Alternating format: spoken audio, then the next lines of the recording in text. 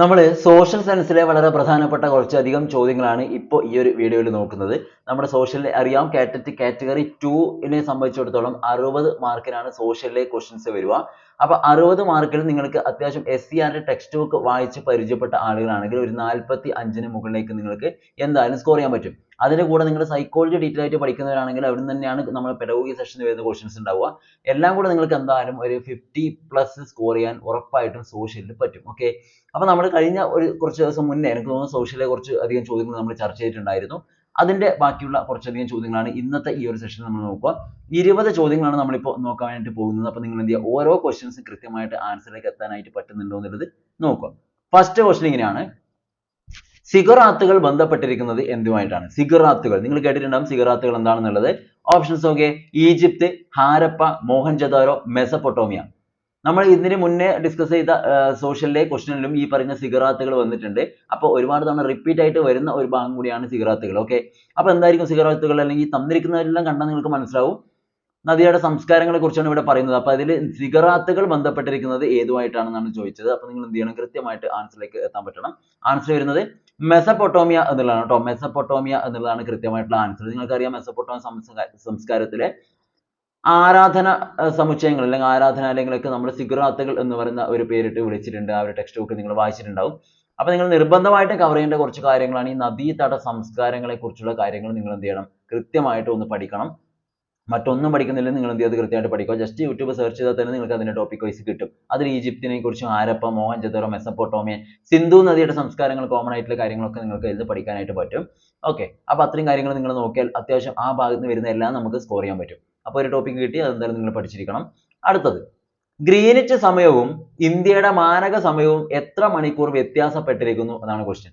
Greenwich സമയവും ഇന്ത്യയുടെ മാനക സമയവും തമ്മിൽ ഉള്ള വ്യത്യാസം അല്ലെങ്കിൽ എത്ര മണിക്കൂറാണ് വ്യത്യാസപ്പെട്ടിരിക്കുന്നത്? നിങ്ങൾക്കറിയാം, ഓപ്ഷൻ്റെ ഒന്നും ആവശ്യം ഉണ്ടാവില്ല. 5 മണിക്കൂർ, 4 മണിക്കൂർ 30 മിനിറ്റ്, 24 മണിക്കൂർ, അതുപോലെ തന്നെ 5 മണിക്കൂർ 30 മിനിറ്റ്. എത്ര വരുക? കറക്റ്റ് ആയിട്ട് ആൻസർ വരുന്നത് നിങ്ങൾക്കറിയാലോ, ഗ്രീനിച്ച് സമയം ഇന്ത്യയുടെ മാനക സമയം തമ്മിലുള്ള വ്യത്യാസം എന്ന് വെച്ചാൽ 5.5 മണിക്കൂറാണ്. നിങ്ങൾക്കറിയാം. അപ്പോൾ 5 മണിക്കൂറും 30 മിനിറ്റും എന്നുള്ളതാണ് ആൻസർ കേട്ടോ. 5 hours and 30 minutes. ഓക്കെ, അല്ലെങ്കിൽ 5.5 hours. ഓക്കെ, അപ്പം 5 മണിക്കൂറും 30 മിനിറ്റും ആണ്. നെക്സ്റ്റ്, ദത്തവകാശ നിരോധന നിയമം നടപ്പിലാക്കിയത് ആരാണ്? ദത്തവകാശ നിരോധന നിയമം നടപ്പിലാക്കിയത് ആരാണെന്നാണ്. കോൺവാലിസ് പ്രഭു, ഡൽഹൌസി പ്രഭു, കഴ്സൺ പ്രഭു, അതുപോലെ ലിട്ടൺ പ്രഭു. ആരാണ് ദത്തവകാശ നിരോധന നിയമം നടപ്പിലാക്കിയത് എന്നാണ് ചോദിച്ചിരിക്കുന്നത് അല്ലേ. അപ്പൊ ആൻസർ ഏതാ വരുക? ദത്തവകാശം എന്ന് വെച്ചാൽ ഇവിടെ ദാ എന്ന് നിങ്ങൾ എടുത്താൽ മതി. ദായ എടുത്താൽ നിങ്ങൾക്ക് എന്ത് മനസ്സിലാവും? ഡായ ആക്കോ, ഡായ ആയിട്ട് കാണും. അതായത് ദത്തവകാശത്തിന്റെ ദ എന്ന് വെച്ചാൽ ഡായ എന്ന് പറഞ്ഞാൽ ഇതാണ് ഡൽഹൌസി. ഓക്കെ, ഡായ എന്ന് വെച്ചാൽ ഡൽഹൌസിയുടെ ഡ. ഓക്കെ, രണ്ടിലും ഡായ ഉണ്ട്. ക്ലിയർ? അപ്പൊ നമ്മുടെ ആൻസർ ആയിട്ട് വരുന്നത് ദത്തവകാശ നിരോധന നിയമം നടപ്പിലാക്കിയത് ഡൽഹൌസി ആണ് എന്നുള്ള കാര്യം മനസ്സിലാക്കുക. ഇതും ഇതിനു മുന്നേ വന്നിരിക്കുന്ന ക്വസ്റ്റ്യൻ പേപ്പറിലൊക്കെ റിപ്പീറ്റ് ആയിട്ട് കാണാറുണ്ട്. അപ്പൊ നിർബന്ധമായിട്ട് ഇതെന്തായാലും നിങ്ങൾ മനസ്സിലാക്കി വെക്കുക, അറിഞ്ഞിരിക്കണം. അടുത്ത ക്വസ്റ്റ്യൻ, ജനങ്ങൾക്ക് അവരുടെ അടിസ്ഥാന മിനിമം ആവശ്യങ്ങൾ നിറവേറ്റാൻ കഴിയാത്ത അവസ്ഥയുടെ പേര് എന്താണ്? ജനങ്ങൾക്ക് അവരുടെ അടിസ്ഥാന മിനിമം ആവശ്യങ്ങൾ നിറവേറ്റാൻ കഴിയാത്ത അവസ്ഥയുടെ പേര് എന്താണെന്നാണ് ചോദിച്ചത്. ഓപ്ഷൻസ് ഓക്കെ: പണപ്പെരുപ്പം, വളർച്ച, വികസനം, ദാരിദ്ര്യം. ഏതാ വരുക?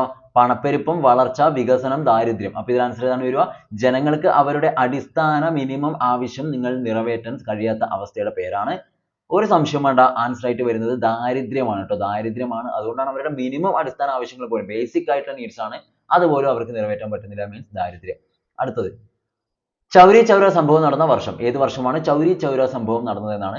ഓപ്ഷൻ നോക്കിയേ: 1920, 21, 22, 24 അല്ലെ. 1920, 21, 22 and 24. അപ്പൊ ഇതിൽ ഏത് വർഷമാണ് ചൗരി ചൗര സംഭവം നടന്നത്?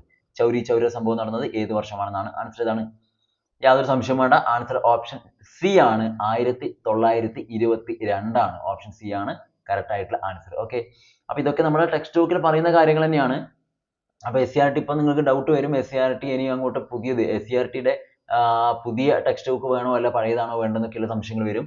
ഇപ്പം നമുക്ക് 9ാം ക്ലാസ് മുതൽ അല്ലെ, 9, 9th, 7th, 5th and 3rd അല്ലെ, പിന്നെ 1, ഇത്രയും ക്ലാസ്സിൻ്റെതാണ് നമുക്കിപ്പോൾ ടെക്സ്റ്റ് ബുക്ക് മാറിയിട്ടുള്ളത്, നിലവിൽ മാറിയിട്ടുള്ളത്. അപ്പൊ നിങ്ങൾ എന്തായാലും ഉണ്ടല്ലോ എല്ലാ ടെക്സ്റ്റും ഒന്ന് സമയം ഉണ്ടെങ്കിലും വായിച്ചു നോക്കുന്നത് നല്ലതായിരിക്കും. അപ്പൊ ടെക്സ്റ്റ് മാറിയെന്നുള്ളത് പുതിയത് മാത്രമേ പഠിക്കണ്ടൂ അല്ലെങ്കിൽ പഴയത് പഠിക്കണം അല്ലെങ്കിൽ അത് മാത്രം മതി എന്നൊന്നുമില്ല. എല്ലാം നിങ്ങൾ വായിച്ചു നോക്കുന്നത് നല്ലതാണ്. ഓക്കെ, അടുത്ത ഒരു ക്വസ്റ്റിലേക്ക് വരാം.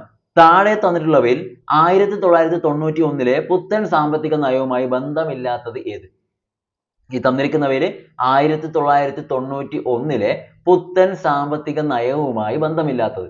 ഓപ്ഷൻസ് ഒക്കെ ഉദാരവൽക്കരണം, സ്വകാര്യവൽക്കരണം, ആഗോളവൽക്കരണം, അതുപോലെ പ്രൊഫഷണലൈസേഷൻ. ഏതാ വരുക? ഉദാരവൽക്കരണമാണോ, സ്വകാര്യവൽക്കരണം, ആഗോളവൽക്കരണം, പ്രൊഫഷണലൈസേഷൻ.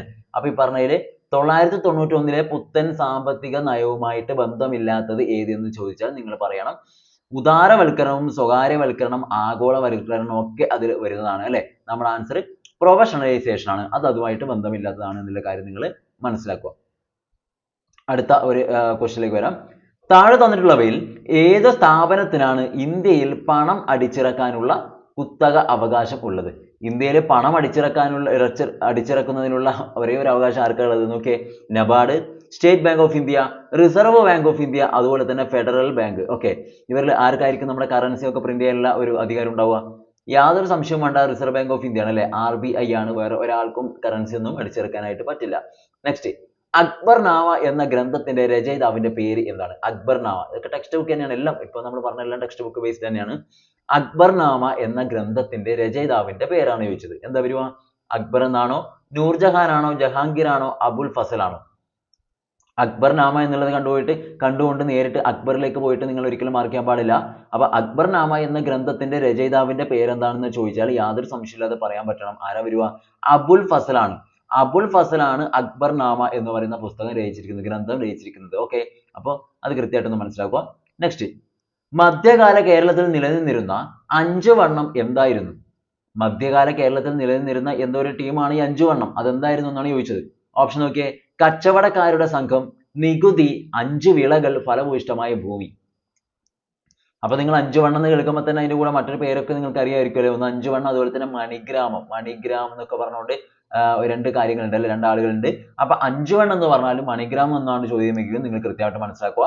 മധ്യകാല കേരളത്തിൽ ഉണ്ടായിരുന്ന കച്ചവടക്കാരുടെ സംഘങ്ങളെ അറിയപ്പെട്ടിരുന്ന പേരാണ് ഈ പറയുന്ന 5 വണ്ണം അല്ലെങ്കിൽ മണിഗ്രാമം എന്നൊക്കെ പറയുന്നത്. അപ്പൊ ഇവിടെ 5 വണ്ണമാണ് ചോദിച്ചത്. ഇനി വേണമെങ്കിൽ മണിഗ്രാമം എന്ന് ചോദിച്ചേക്കാം. ഓക്കെ, അടുത്ത ഒരു ക്വസ്റ്റ്യനിലേക്ക് വരാം. താഴെ തന്നിട്ടുള്ളവയിൽ അന്താരാഷ്ട്ര വ്യാപാരത്തിൽ ഉൾപ്പെടുന്നത് ഏതാണ്? താഴെ തന്നിട്ടുള്ളവയിൽ അന്താരാഷ്ട്ര വ്യാപാരത്തിൽ ഉൾപ്പെടുന്നത് ഏത്? രാജ്യങ്ങൾ തമ്മിലുള്ള വ്യാപാരം, രാജ്യത്തിനകത്തുള്ള പ്രദേശങ്ങൾ തമ്മിലുള്ള വ്യാപാരം, രാജ്യത്തിനകത്തുള്ള സംസ്ഥാനങ്ങൾ തമ്മിലുള്ള വ്യാപാരം, അതുപോലെ തന്നെ രാജ്യത്തിനകത്തുള്ള ഉൽപാദന യൂണിറ്റുകൾ തമ്മിലുള്ള വ്യാപാരം. ഇവരിൽ അന്താരാഷ്ട്രം എന്നുള്ളതുകൊണ്ട് ഇന്റർനാഷണൽ ആണ്. അന്താരാഷ്ട്ര വ്യാപാരത്തിൽ ഉൾപ്പെടുന്നത് ഏതെന്ന് ചോദിച്ചാൽ നമുക്ക് ഏതാ പറയാൻ പറ്റുക? ആൻസർ വരുന്നത് ഇന്റർനാഷണൽ എന്ന് വെച്ചാൽ നിങ്ങൾക്ക് തന്നെ അറിയാം, രാജ്യങ്ങൾ തമ്മിലാണ് അല്ലെ. അപ്പോൾ ഒരു സംശയം വേണ്ട, രാജ്യങ്ങൾ തമ്മിലുള്ള വ്യാപാരം എന്നുള്ളതാണ് ആൻസർ ആയിട്ട് ഇവിടെ വരിക. നെക്സ്റ്റ്, വിദ്യാർത്ഥികളെ പ്രചോദിപ്പിക്കുന്നതിനുള്ള ഏറ്റവും മികച്ച സമീപനം ഏതാണ്? വിദ്യാർത്ഥികളെ പ്രചോദിപ്പിക്കുന്നതിനുള്ള ഏറ്റവും മികച്ച സമീപനം. ഓപ്ഷൻ നോക്കിയേ. അവർക്ക് വിവരങ്ങൾ നൽകുന്നത്, പ്രചോദനാത്മകമായിരിക്കുന്നത്, മികച്ച സമ്മാനങ്ങൾ നൽകുന്നത്, അതുപോലെ തന്നെ ക്ലാസ്സിൽ പ്രസംഗം നടത്തുന്നത്. ഈ പറഞ്ഞ 4 എണ്ണത്തിൽ വിദ്യാർത്ഥികളെ പ്രചോദിപ്പിക്കുന്നതിനുള്ള ഏറ്റവും മികച്ച സമീപനം എന്ന് ചോദിച്ചാൽ നമുക്ക് ഏതാ പറയാൻ പറ്റുക? ഓപ്ഷൻ ABCD അല്ലെ. 4 ഓപ്ഷൻസ് ഉണ്ട്. നമുക്ക് പറയാൻ പറ്റുന്ന ആൻസർ ഏതാണ്? സംശയമൊന്നും വേണ്ട. വിദ്യാർത്ഥികളെ പ്രചോദിപ്പിക്കുക എന്ന് വെച്ചാൽ എന്ത് തന്നെയാണ്? അവർക്ക് പ്രചോദനാത്മകമായിരിക്കുക എന്നുള്ളത് തന്നെയാണ്. ആൻസർ ഓപ്ഷൻ B ആണ്. നെക്സ്റ്റ്, ഒരു പഠന കോഴ്സിന്റെ അവസാനം നടത്തുന്ന മൂല്യനിർണ്ണയം ഏതാണ്? ഒരു പഠന കോഴ്സിന്റെ അവസാനം നടത്തുന്ന മൂല്യനിർണ്ണയം. ഓപ്ഷൻസ് നോക്കുക. ആത്യന്തിക മൂല്യനിർണ്ണയം അഥവാ സമ്മേറ്റീവ് ഇവാലുവേഷൻ, സംരചന മൂല്യനിർണ്ണയം അഥവാ ഫോർമാറ്റീവ് ഇവാലുവേഷൻ, തുടർച്ചയായ മൂല്യനിർണ്ണയം അഥവാ continuous evaluation, and option D പ്രക്രിയാ മൂല്യനിർണ്ണയം അഥവാ പ്രോസസ് ഇവാലുവേഷൻ. അപ്പോൾ ഒരു പഠന കോഴ്സിന്റെ അവസാനം നടത്തുന്നതാണ്, ലാസ്റ്റ് ആണ്. ഓക്കെ, അപ്പൊ ലാസ്റ്റ് നടത്തുന്ന വെച്ചാൽ എന്താണ്? ഒരു സംശയം വേണ്ട, ഏതാണ് വരിക? നമ്മൾ ഇതിനു മുന്നേ ഒരുപാട് ചെയ്ത് തന്നെയാണ്, സൈക്കോളജിയിലൊക്കെ പഠിക്കുന്നതാണ്. സമ്മേറ്റീവ് അഥവാ ആത്യന്തികം. ഓക്കെ, സമ്മേറ്റീവ് ഇവാലുവേഷൻ ആണ് കറക്റ്റ് ആയിട്ടുള്ള ആൻസർ എന്നുള്ള കാര്യം ഓർത്തിരിക്കുക. അടുത്തത്, ഇന്ത്യൻ ഹരിത വിപ്ലവത്തിന്റെ പിതാവ് ആരാണ്? ഇന്ത്യൻ ഹരിത വിപ്ലവത്തിന്റെ പിതാവ് ആര്? ഓപ്ഷൻ നോക്കാം. Robert Owen, Norman Borlaug, doctor Varghese Kurian, അതുപോലെ തന്നെ MS സ്വാമിനാഥൻ. ഇവരിൽ ആരാണ് ഇന്ത്യൻ ഹരിത വിപ്ലവത്തിന്റെ പിതാവ് എന്നാണ് ചോദിച്ചത്. ഇന്ത്യൻ ഹരിത വിപ്ലവത്തിന്റെ പിതാവ് ആരാ വരുക? ഒരു സംശയം വേണ്ട, ഹരിത വിപ്ലവം എന്ന് കേട്ടാൽ, ഗ്രീൻ റെവല്യൂഷൻ എന്ന് കേട്ടാൽ തന്നെ നിങ്ങൾക്കറിയാം MS സ്വാമിനാഥനാണ്. ഓക്കെ, ഡോക്ടർ MS സ്വാമിനാഥനാണ് ഹരിത വിപ്ലവത്തിന്റെ പിതാവ് എന്നുള്ള കാര്യം മനസ്സിലാക്കുക. ഓക്കെ, ഇതൊക്കെ ഡയറക്റ്റ് ക്വസ്റ്റ്യൻസ് ആണ്. അപ്പോൾ സോഷ്യലിൽ നിങ്ങൾക്ക് സ്കോർ ചെയ്യാൻ ഇതേ വഴിയുള്ളൂ. നിങ്ങൾ ടെക്സ്റ്റ് ബുക്ക് നന്നായിട്ട് പഠിക്കുക. ഒരുപാട് പ്രീവിയസ് ക്വസ്റ്റ്യൻസ് കിട്ടാവുന്ന ക്വസ്റ്റ്യൻ മൊത്തം കംപ്ലീറ്റ് നിങ്ങൾ എന്ത് ചെയ്യുക? കവർ ചെയ്യുക. എന്നാൽ തന്നെ നന്നായിട്ട് സ്കോർ ചെയ്യാം. അടുത്തത് ഇങ്ങനെയാണ്. ന്യൂമിസ്മാറ്റിക്സ് എന്നത് എന്താണ്? ന്യൂമിസ്മാറ്റിക്സ്. ഓക്കെ, ന്യൂമിസ്മാറ്റിക്സ് എന്നാൽ എന്താണ്? ഓപ്ഷൻ നോക്കാം. മാപ്പുകളുടെ പഠനം, ഭാഷകളുടെ പഠനം, നാണയങ്ങളുടെ പഠനം, അതുപോലെ തന്നെ സ്റ്റാമ്പുകളുടെ പഠനം. ഇവരിൽ എന്താണ് ന്യൂമിസ്മാറ്റിക്സ് എന്നുള്ളത് കൊണ്ട് നിങ്ങൾ ഉദ്ദേശിക്കുന്നത്? സ്റ്റഡി അബൌട്ട് എന്തിനെ കുറിച്ചുള്ള പഠനമാണ്? ന്യൂമിസ്മാറ്റിക്സ് അല്ലെ? ആൻസർ ആയിട്ട് വരുന്നത് കറക്റ്റ് ആയിട്ട് മനസ്സിലാക്കുക. ന്യൂമിസ്മാറ്റിക്സ് എന്ന് കേട്ടാൽ നിങ്ങൾ മനസ്സിലാക്കുക ഏതിന്റെ പഠനമാണ്?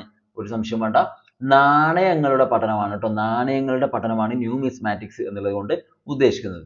അടുത്തത്, ഭൂമിയുടെ ഉപരിതലത്തിന്റെ ദ്വിമാന പ്രാതിനിധ്യമാണ് ഡാഷ്. ദ്വിമാനം, ഓക്കെ, 2D ആണ്, 2D. അപ്പൊ ഭൂമിയുടെ ഉപരിതലത്തിന്റെ ദ്വിമാന പ്രാതിനിധ്യത്തെ പറയുന്ന പേര് ഗ്ലോബ്, ഫിലിം, അതുപോലെ തന്നെ പിന്നെ എന്താണ്? മാപ്പ്, വിഷ്വലുകൾ. ഓക്കെ, അപ്പൊ ഇതിൽ ഏതിനാണ് നമുക്ക് ഭൂമിയുടെ ഉപരിതലത്തിന്റെ ദ്വിമാന പ്രാതിനിധ്യത്തെ നമുക്ക് പറയാൻ പറ്റുന്ന പേര്? ദ്വിമാനം, 2 dimensional മോഡൽ ആണ് നമ്മുടെ എർത്തിന്റെ അല്ലെ, സർഫേസിന്റെ. അപ്പൊ ഇത് നമുക്ക് പറയാൻ പറ്റുമോ? ആൻസർ സംശയങ്ങൾ നമ്മുടെ മാപ്പ് തന്നെയാണ്, അതാണ് 2D ആയിട്ട് വരുന്നത്. ഓക്കെ, ഗ്ലോബ് എന്നൊക്കെ പറയുന്നത് എന്താണ്? 3D ആണ് അല്ലെ, 3D ആണ്, മോഡലാണ് 3D ആണ്, 3 dimensional ത്രിമാന രൂപങ്ങളാണ്. ഇവിടെ ദ്വിമാനം എന്ന് വെച്ചാൽ എന്താണ്? മാപ്പാണ് വരിക. അടുത്തത്, തിരിച്ചു വിളിക്കൽ എന്ന പ്രത്യക്ഷ ജനാധിപത്യ രീതി നിലനിൽക്കുന്ന രാജ്യം ഏതാണ്? തിരിച്ചു വിളിക്കൽ എന്ന് പറയുന്ന പ്രത്യക്ഷ ജനാധിപത്യ രീതി നിലനിൽക്കുന്ന രാജ്യം ഏതാണെന്നാണ് ചോദിച്ചത്. ജപ്പാൻ, ഫ്രാൻസ്, സ്വിറ്റ്സർലൻഡ്, അതുപോലെ തന്നെ ശ്രീലങ്ക. അപ്പൊ അവരിൽ ആരാണ് ഈ പറയുന്ന തിരിച്ചു വിളിക്കൽ എന്ന ഒരു പ്രത്യക്ഷ ജനാധിപത്യ രീതി നിലനിൽക്കുന്ന ഏത് രാജ്യത്തിലാണെന്നാണ് ചോദ്യം അല്ലെ? ഏതാ വരുക? ജപ്പാൻ ആണോ, ഫ്രാൻസ് ആണോ, സ്വിറ്റ്സർലൻഡ് ആണോ, അതല്ലെങ്കിൽ ശ്രീലങ്കയാണോ? ആൻസർ ആയിട്ട് വരുന്നത് സംശയമൊന്നും വേണ്ട, ഓപ്ഷൻ സി ആണ്, സ്വിറ്റ്സർലൻഡിലാണ് കേട്ടോ. തിരിച്ചു വിളിക്കൽ സ്വിറ്റ്സർലൻഡിലാണ്. തിരിച്ചു വിളിക്കുക എന്ന് പറയുന്ന ഈ പറയുന്ന കാര്യം നിലനിൽക്കുന്നത് അല്ലെ, പ്രത്യക്ഷ ജനാധിപത്യ രീതി നിലനിൽക്കുന്ന സ്വിറ്റ്സർലൻഡിലാണ് എന്നുള്ളത് മനസ്സിലാക്കുക. അടുത്ത ഏറ്റവും അടിപൊളി ഒരു ചോദ്യമാണ്, നിങ്ങൾക്ക് എല്ലാവർക്കും പിന്നെ ചെയ്യാൻ പറ്റുന്ന അല്ലെങ്കിൽ മനസ്സിലാക്കുന്നത് നമുക്ക് വേണ്ടിയുള്ള ക്വസ്റ്റ്യൻ ആണ്. ഒരു നല്ല അധ്യാപകൻ എന്നാൽ എന്താണെന്നാണ് ചോദിച്ചത്. ഒരു നല്ല അധ്യാപകൻ, ഓപ്ഷൻ നോക്കിയേ. വിഭവ സമൃദ്ധവും സ്വേച്ഛാധിപതിയുമായിരിക്കണം അല്ലെ. നെക്സ്റ്റ്, വിഭവ സമൃദ്ധവും ഏകാധിപതിയുമായിരിക്കണം. ഓപ്ഷൻ സി, വിഭവ സമൃദ്ധവും പങ്കെടുക്കുന്ന ആളുമായിരിക്കണം, അതുപോലെ തന്നെ വിഭവ സമൃദ്ധവും ആധിപത്യവും ഉള്ള ആളായിരിക്കണം. അപ്പൊ ഇതിൽ പറയുന്നതിൽ ഏതാണ് ഒരു മികച്ച അധ്യാപകനായിട്ട് നമുക്ക് ഇവിടെ പറയാൻ പറ്റുമോ എന്നുള്ളതാണ് ക്വസ്റ്റ്യൻ അല്ലെ. ഏതായിരിക്കും വരിക? ഒരു മികച്ച അധ്യാപകൻ എന്ന് പറഞ്ഞാൽ ഏതാണ് വരിക? ഇവിടെ തന്നിരിക്കുന്ന ഓപ്ഷനിൽ നിന്ന് നമുക്ക് പറയാൻ പറ്റുന്നത് ഏതാണ്? ആൻസർ ഓപ്ഷൻ സി ആണ്, വിഭവ സമൃദ്ധമായിരിക്കണം, അതുപോലെ പങ്കെടുക്കുന്നതുമായിട്ടുള്ള ആളാണ് കേട്ടോ. മീൻസ് ഓക്കെ, അത് കൃത്യമായിട്ടൊന്ന് മനസ്സിലാക്കി വെക്കുക. അടുത്ത ക്വസ്റ്റ്യനിലേക്ക് വരാം. ഇന്ത്യൻ ഭരണഘടനാ നിർമ്മാണ സഭ ഭരണഘടനയ്ക്ക് അന്തിമ അംഗീകാരം നൽകിയത് എപ്പോഴാണ്? ഇന്ത്യൻ ഭരണഘടനാ നിർമ്മാണ സഭ, ഓക്കെ, അപ്പൊ ഭരണഘടനാ നിർമ്മാണ സഭ ഭരണഘടനയ്ക്ക് അന്തിമ അംഗീകാരം നൽകിയത് എപ്പോഴാണെന്നാണ് ചോദിച്ചത്. ഓപ്ഷൻ നോക്കുക. 1949 ഡിസംബർ 29, 1946 ഡിസംബർ 9, 1950 ജനുവരി 26, അതുപോലെ തന്നെ 1950 നവംബർ 29. ഓക്കെ, 1949 ഡിസംബർ 29, അതുപോലെ 1946 December 9, 1950 January 26 and option D 1950 November 29. അപ്പൊ ഈ ഒരു ക്വസ്റ്റ്യൻ ആൻസർ കൃത്യമായിട്ട് മനസ്സിലാക്കുക. ഇന്ത്യൻ ഭരണഘടനാ നിർമ്മാണ സഭ ഭരണഘടനയ്ക്ക് അന്തിമമായിട്ടുള്ള അംഗീകാരം നൽകിയത് എപ്പോഴാണെന്നാണ് ചോദിച്ചത് അല്ലെ. അപ്പൊ ഇവിടെ ശരിക്കും നോക്കിയാൽ അന്നത്തെ എക്സാമിന് ഈ ഒരു ക്വസ്റ്റ്യൻ പരീക്ഷാവൻ എന്ത് ചെയ്തിട്ടുണ്ട്? ഡിലീറ്റ് ചെയ്ത് കളഞ്ഞതാണ്. ഡിലീറ്റ് ചെയ്ത് കളഞ്ഞു വെച്ചാൽ ഇവിടെ കറക്റ്റ് ആയിട്ടുള്ള ആൻസർ ഓപ്ഷനിൽ ഇല്ല. അപ്പൊ മനസ്സിലാക്കുക, ഭരണഘടനയ്ക്ക് അന്തിമ അംഗീകാരം നൽകിയത് 1949 നവംബർ 26 ഓക്കെ, നവംബർ 26 എന്നുള്ള കാര്യം മനസ്സിലാക്കുക. അപ്പൊ ഇവിടെ 49 ഉണ്ട്, പക്ഷെ നവംബർ 26 എന്ന് പറയുന്ന ഓപ്ഷൻ ഇല്ല, അതാണ് ഇവിടെ മിസ്റ്റേക്ക് ആയിട്ട് പറ്റിയത്. ഓക്കെ, അപ്പൊ അതൊന്ന് മനസ്സിലാക്കി നോക്കുക. 1949 നവംബർ 26 എന്നുള്ള കാര്യം മനസ്സിലാക്കുക. അടുത്ത ക്വസ്റ്റ്യൻ, റിസർച്ചിന്റെ കണ്ടെത്തലിലെ ആധികാരിക എന്നത് എന്നാൽ എന്ത്?